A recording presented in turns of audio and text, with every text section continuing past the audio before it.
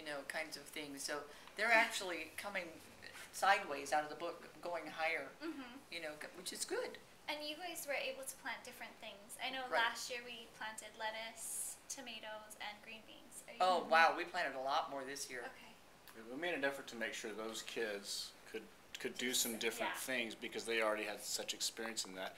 I'm not quite sure how we're going to track that now that there's 540 kids that have had their hands in the dirt, but I'm sure we'll work something out so they all get some new experiences each year, and maybe it's a matter of figuring out certain grades will plant certain things so that as they graduate to a different setup, but that's for you guys to decide. Ultimately, I don't think they own any certain section of the garden. I think they feel like they own it all.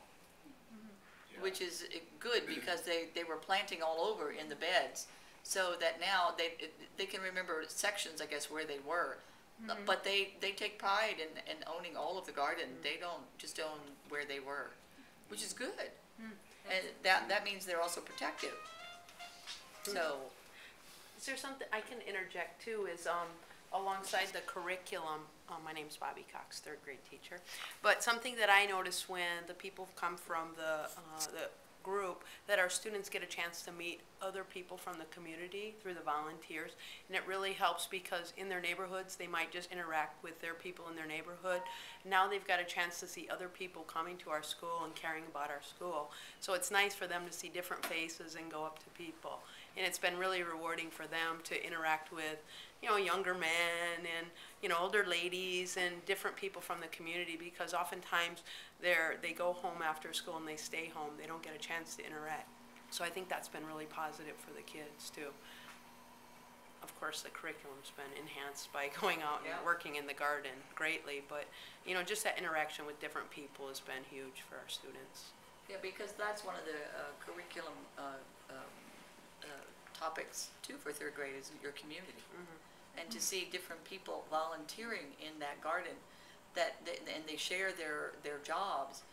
That means that they care enough about our school to volunteer, but yet they also talk about their jobs, and the kids go, "Did you know he's a banker and he's over here helping us with a garden?" So that was really good. So then the topic too, what is a banker? You know, it's multifaceted. So it's quite good. But also the whole idea of volunteering. Participating in the community. And yeah, they didn't quite realize that. They thought these people were paid teachers coming in. And I said, no, these are volunteers. They're giving up their time. I said, Mr. Nio gives up his time to come and help you guys in the garden. So that's why they're so respectful of you now. Well, there was a little girl, I was in Long's yesterday, and a little girl was there with her mother, and I heard this squeal, and she said, "Nio!"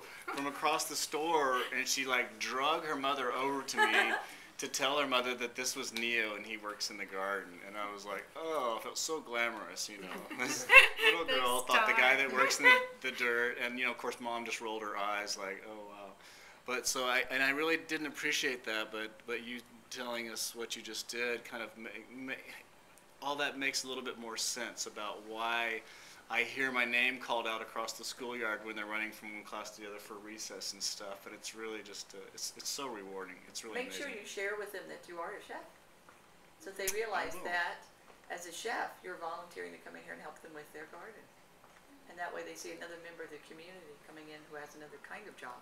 I do that. Okay, but that's a good thing to do. What you produce in your garden you use in your kitchen, I'm assuming. Oh, absolutely, yeah. Yes. And we're hoping that there's going to be a way to incorporate little harvest days into the curriculum as part of what we're doing, and Well, that's not hard with nutrition. Find a way to do preparation so that there is that lesson in food that will come along with stuff, and we hope to be able to work with you guys on that. Especially since we just found out we're getting rid of our salads. Oh, really? yeah. As of tomorrow, they're going to discontinue salads for students and teachers alike at school. Wow.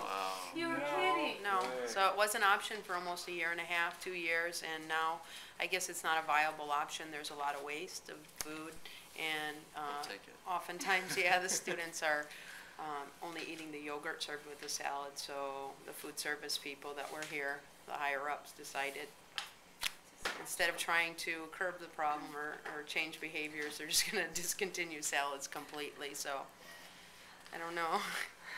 I don't know if they're really gonna go for that, processed ham instead of the salad, so I think there's gonna be There could perhaps be just some as much sad waste. Yes, Honey badger. definitely. What can we say? It's too I bad. didn't tell my kids. Well, students were taking advantage. They offered salad and a yogurt, and often the students would just eat the yogurt. And what we like is that they really would eat the salad. They'd want to eat the salad, and some students do, but others don't. And hopefully, through this gardening project, more students will be willing to try it and to enjoy it. So eating salad is not part of their cultural heritage in their homes, part of their eating pattern. I'm not. Is this a lettuce salad we're speaking of? Yes.